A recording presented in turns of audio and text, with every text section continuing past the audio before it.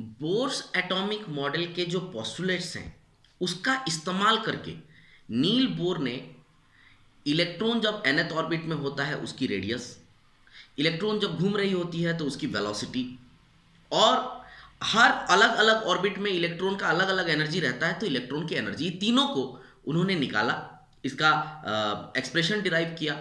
इसी को bourse theory of H atom कहा जाता है या हाइड्रोजन एटम कहा जाता है। ऐसा इसलिए क्योंकि बोर का जो ये एक्सपेरिमेंट था, ये जो एक्सप्लेनेशन था, ये हाइड्रोजन एटम के ऊपर बेस्ड था या हाइड्रोजन जैसे एटम्स के ऊपर बेस्ड था, अदर देन हाइड्रोजन एटम और hydrogen like atom. Hydrogen like atom कहने से यहाँ पे मतलब है उन एटम्स का जिनमें सिर्फ एक इलेक्ट्रॉन हो, एक न्यूक्लियस एक इलेक्ट्रॉन सिस्टम, उसको हम हाइड्रोजन लाइक एटम्स कह सकते हैं। तो सिर्फ वहीं ये एप्लीकेबल था, इसलिए इसे bourse theory of H atom कहा गया। तो क्या क्या कैसे कैसे उन्होंने डिराइव किए, क्या क्या उसके स्टेप्स रहे हैं, एक नज़र डाल लेते हैं। तो दोस्तों हम लोग अभी bourse theory of hydrogen atom पर बात करेंगे। Bourse theory of hydrogen atom, actually ये जो चीज़ है जिस पर हम लोगों को अभी बात करनी है, बोर्स थ्योरी ऑफ एटम, इसमें हुआ क्या है कि जैसे कि मैंने बताया अभी कि बोर्स पोस्टुलेट्स का, माने बोर्स एटॉमिक मॉडल के जो पोस्टुलेट्स थे उसका इस्तेमाल करते हुए हम लोग इलेक्ट्रॉन जो किसी ऑर्बिट में घूमता है, जैसे मान लीजिए ये न्यूक्लियस है, इसके चारों तरफ ये ऑर्बिट है, तो इलेक्ट्रॉन यहाँ पे अगर घूमती है तो इस ऑर्बिट की जो रेडियस है वो निकाली जा सकती है, किस स्पीड में इलेक्ट्रॉन घूम रही है वो निकाली जा सकती है, और क्योंकि हर ऑर्बिट में इलेक्ट्रॉन की एक अपनी एनर्जी होती है तो इस पर्टिकुलर ऑर्बिट में इलेक्ट्रॉन की क्या एनर्जी है, ये तीन चीज़ें हम इस थ्योरी के हिसाब से, इस थ्योरी की मदद से निकाल सकते हैं। तो वही है bourse theory of H atom. Using the postulates of Bohr's atomic model,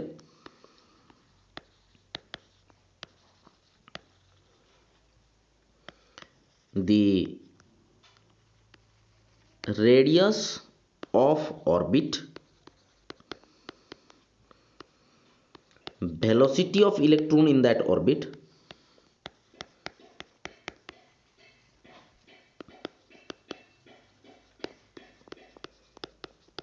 और energy of electron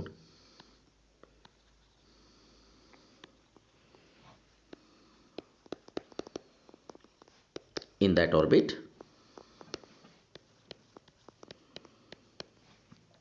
can be determined.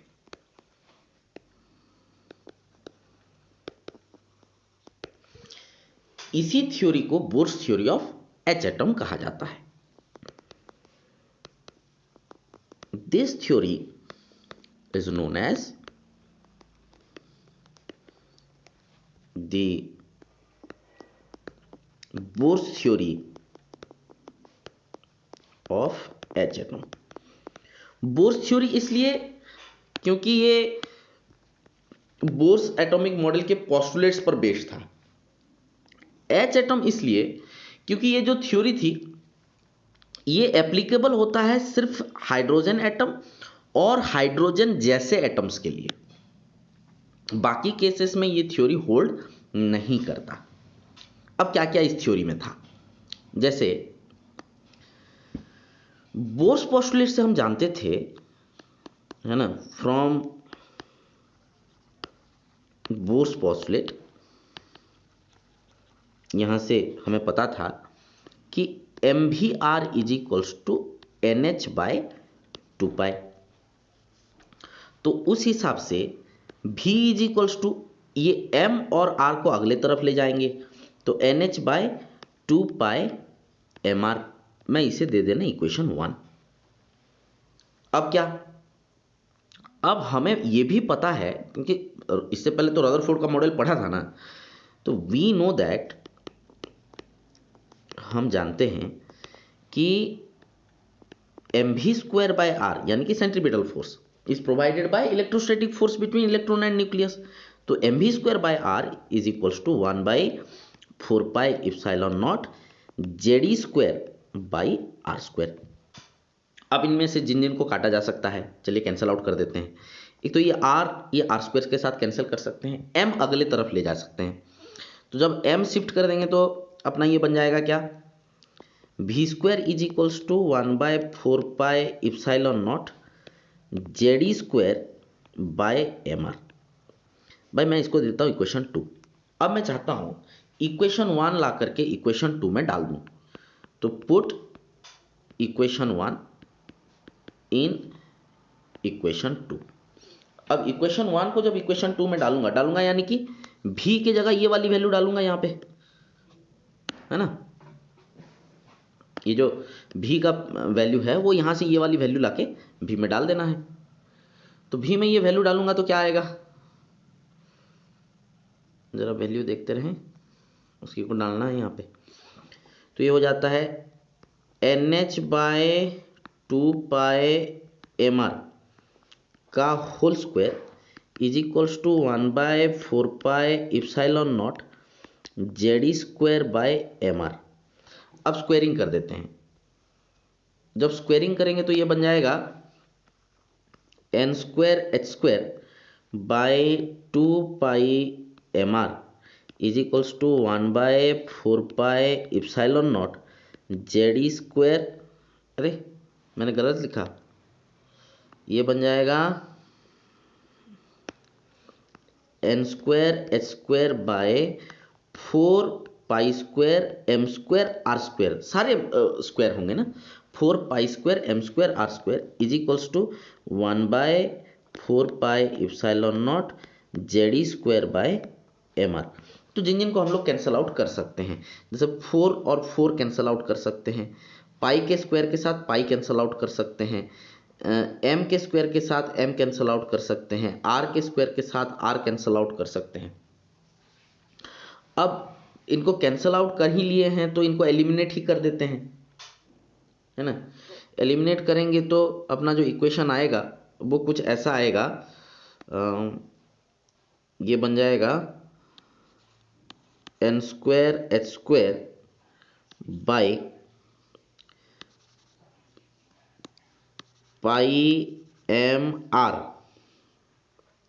Is equals to 1/ε0 Ze² और कुछ है ही नहीं, तो मैं 1/ε0 Jd²/1, वो तो सारे कटा गए। अब इसको आगे बढ़ाते हैं, ये बन जाना है, ये मैं अगले तरफ ले जाता हूँ, ये इक्वल साइन के इस तरफ है, मैं इन सारों उस तरफ ले जाता हूँ सिवाय r के। तो मेरे पास ये बच जाएंगे 1/r is equals to πme²z/ε0h²n²। मैं इसको उल्टा कर देता हूँ, तो r इज इक्वल्स टू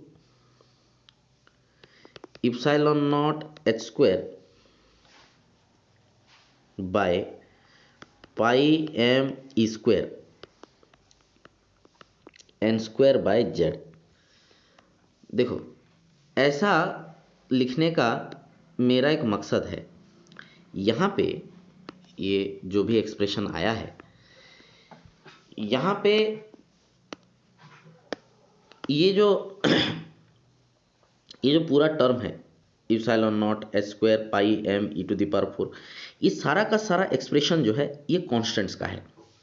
तो ये पूरा का पूरा वैल्यू एक कांस्टेंट वैल्यू होगा, और अगर कांस्टेंट वैल्यू होगा तो कितना होगा, ये हो जाएगा 0.53 एमस्ट्रॉम यानी 10⁻⁻10 मीटर, और ये बच गया अपना n²/z। तो ये वैल्यू है आपके r का। ये मैं इक्वेशन देता हूं, ये मुझे इक्वेशन मिल गया 3, और ये मुझे मिल गया वैल्यू r का जिसका इस्तेमाल करके मैं निकाल सकता हूं रेडियस के मतलब अगर क्वेश्चंस दे तो मैं इसमें से रेडियस का वैल्यू निकाल सकता हूँ किसी भी ऑर्बिट का।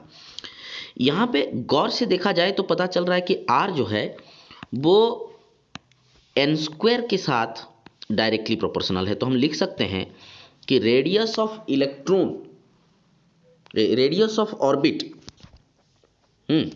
Is directly proportional to the square of principal quantum number, है ना।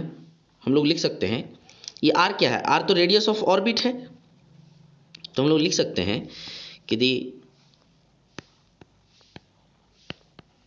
Radius of orbit of electron is directly proportional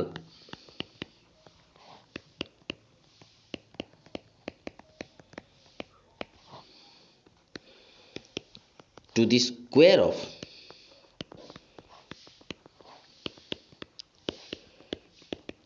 principal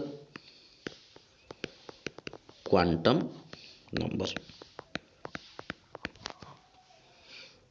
अब इसमें से ये जो इक्वेशन 3 आया है मेरा, मैं अब चाहता हूं कि इक्वेशन 3 को ले जा करके, और ये इक्वेशन 3 क्योंकि ये मुझे रेडियस दे रहा है, इक्वेशन 3 गिव्स रेडियस, ये रेडियस दे रहा है।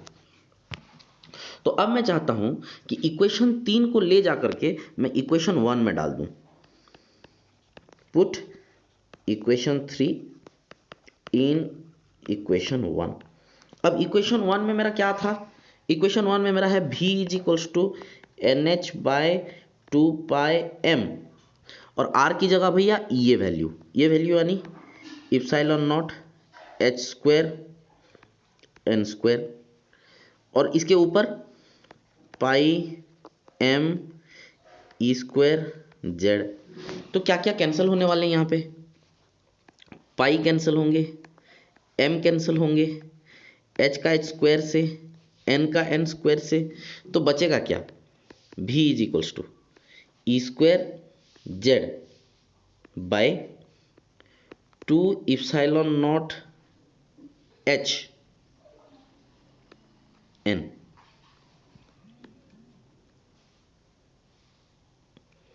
यहां पर ये जो एक्सप्रेशन आया है इसी को थोड़ा सिस्टमेटिक अगर मैं लिख दूं, कुछ छोटा तो नहीं है, देखो इप्सिलॉन ये स्क्वायर है, ये जेड है, बाकी तो कटकटा गए हैं, नीचे 2 है, इप्सिलॉन नॉट है, एच है और ये एन है। तो इसको अगर मैं थोड़ा सिस्टमेटिक लिख दूं तो ये बन जाएगा v इज इक्वल्स टू ये बन जाएगा E square by 2 epsilon not H Z by N. ये जो एक्सप्रेशन है ये एक्सप्रेशन है वेलोसिटी का। तो मैं देता हूं इक्वेशन 4। इक्वेशन 4 क्या दे रहा है, equation 4 gives velocity of electron in nth orbit. और इसे गौर से देखा जाए तो ये भी जो है ये तो पूरा कांस्टेंट है ना, ये भी जो है ये इनवर्सली प्रोपोर्शनल है n के साथ, है ना, ये भी जो है वो इनवर्सली प्रोपोर्शनल वो बन जाता है n के साथ। तो हम लोग कह सकते हैं कि वेलोसिटी ऑफ इलेक्ट्रॉन, है ना, ये कहा जा सकता है कि velocity of electron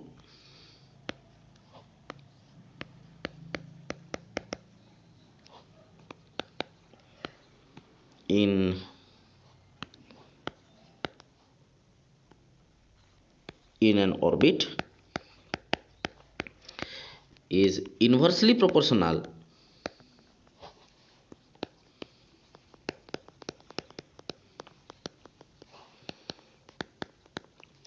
to its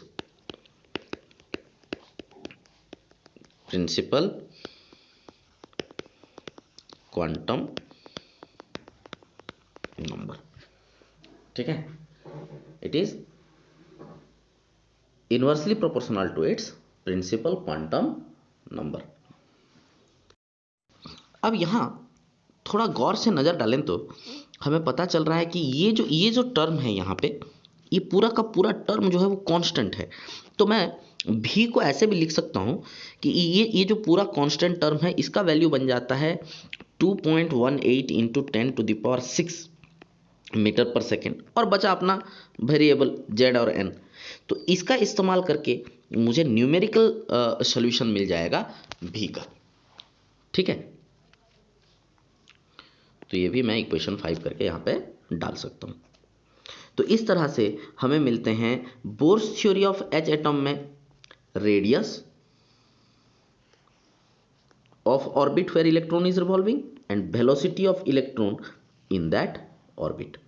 ठीक है, तो जैसे हमने देखा इस तरह से हमको मिलता है रेडियस और वेलोसिटी। और आइए देखते हैं एनर्जी कैसे मिलता है।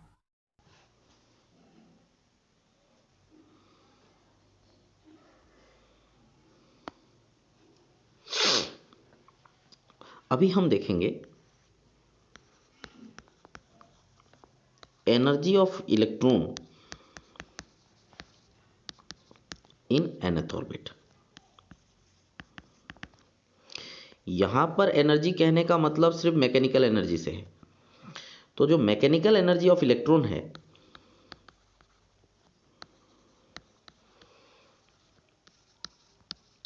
क्योंकि मैकेनिकल एनर्जी जो है वो दो तरह का होता है, एक होता है काइनेटिक एनर्जी और दूसरा होता है पोटेंशियल एनर्जी। तो जो मैकेनिकल एनर्जी ऑफ इलेक्ट्रॉन है ना, वो है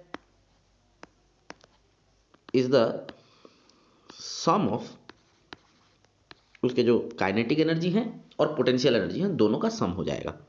सम ऑफ इट्स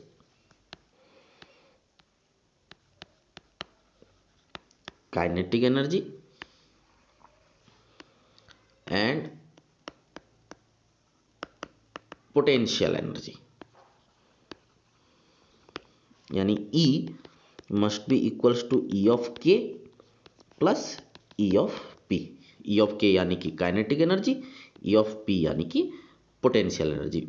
ठीक है, मान लीजिए इसको ले देते हैं इक्वेशन 1। अब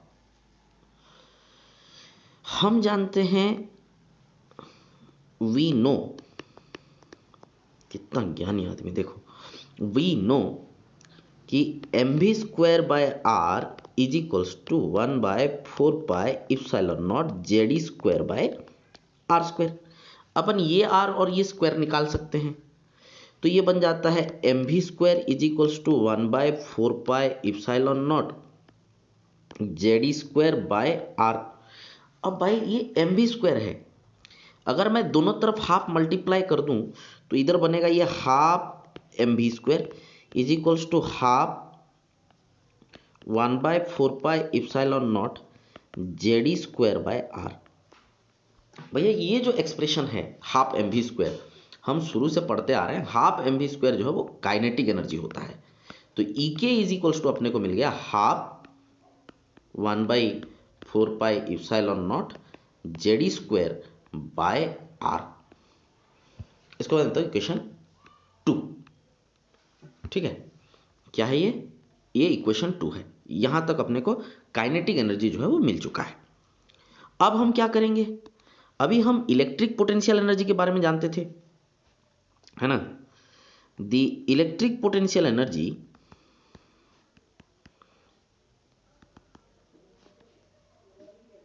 वो क्या होगा, EP is equals to 1/4πε0 Q1 Q2 by R। ठीक है, 1/4πε0 Q1 Q2 बाय R। ठीक है, तो जहां पर है ना, मतलब इस कॉन्टेस्ट में हियर ये Q1 क्या है, Q1 है ZE और Q2 क्या है -E। तो दोनों को जोड़ देंगे तो इसमें डाल देंगे तो EP में, this will be EP is equals to 1/4πε0 ZE into -E by R। यानी कि इलेक्ट्रिक पोटेंशियल एनर्जी आपका हो जाता है यहाँ पे potential energy of electron, electric potential energy कहाँ कहने का मतलब है किसका पोटेंशियल एनर्जी होगा, इलेक्ट्रॉन का ही। तो ये जो इलेक्ट्रॉन सिस्टम है उसका पोटेंशियल एनर्जी बन गया -1/4πε0 Z(E²/r। तो ये बन जाता है आपका इक्वेशन 3। अब मैं चाहता हूं इक्वेशन 3 और इक्वेशन 2 इन दोनों इक्वेशंस को इक्वेशन 1 में डाल दिया जाए, है ना। Put equation 3 and 2 in equation 1।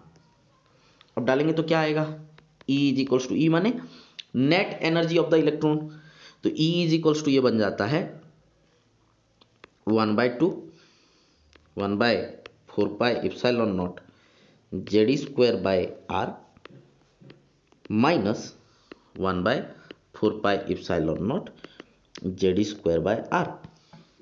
काटेंगे तो हाफ -1 इतना ही कॉमन जाएगा, 1/4πε0 Z(E²/r।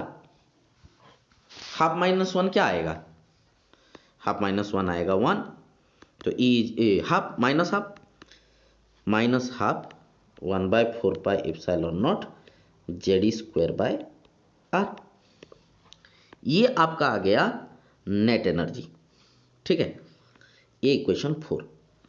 अब मैं चाहता हूं कि इक्वेशन 4 का जो एक्सप्रेशन आया है हमारा, यहां पे ये जो R है उसमें bourse theory of H atom में जो हम लोग R निकाले थे उसको अपन डाल दें, है ना। तो हमें चाहिए उसका वैल्यू, है ना।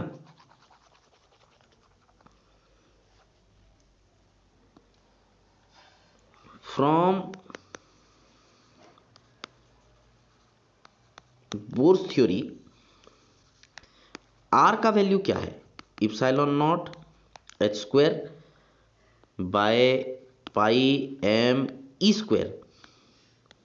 n²/z।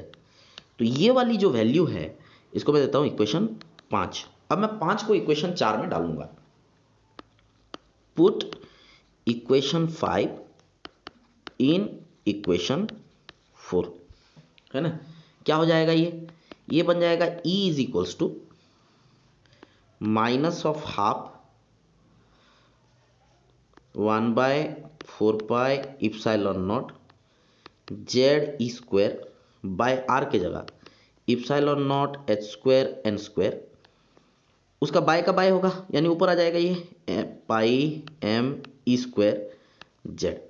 अब इन सबको एक साथ मल्टीप्लाई करके लिख लेते हैं। क्या हो जाएगा, ये माइनस कॉमन है ना, ये बच रहा है πm(e⁴ z² बाय 8πε0² h²n²। जिन को काट सकते हैं, कटेगा तो सिर्फ पाई, तो क्या बच रहा है, E is equals to minus of m(e⁴ by 8πε0² h² z²/n²। तो भाई ये जो एक्सप्रेशन है ये देता है energy of electron in nth orbit. Equation 6 gives energy of electron in nth orbit, है ना। अब यहां पे भैया ये जो पूरा वैल्यू है ये एक कांस्टेंट है, कौन सी, ये ब्रैकेट के अंदर जो वैल्यू रख रखी है यहाँ पे, ये पूरा का पूरा वैल्यू एक कांस्टेंट है। तो इसकी क्या वैल्यू होगी, ये बन जाता है E is equals to minus of 13.6 electron volt, ये फिक्स है, इंटू Z²/n²। अब इसका इस्तेमाल करके हम कई सारे वो एनर्जी का जो है माने अलग अलग ऑर्बिट में इलेक्ट्रॉन का जो एनर्जी है वो निकाल पाएंगे। अब इसे जरा गौर से देखिए, ये बताता है कि E is inversely proportional to square of principal quantum number, है ना। तो वो कहता है कि the energy of electron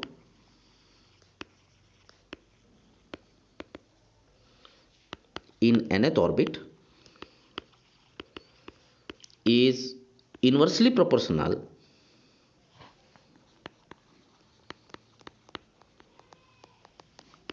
to square of principal quantum number.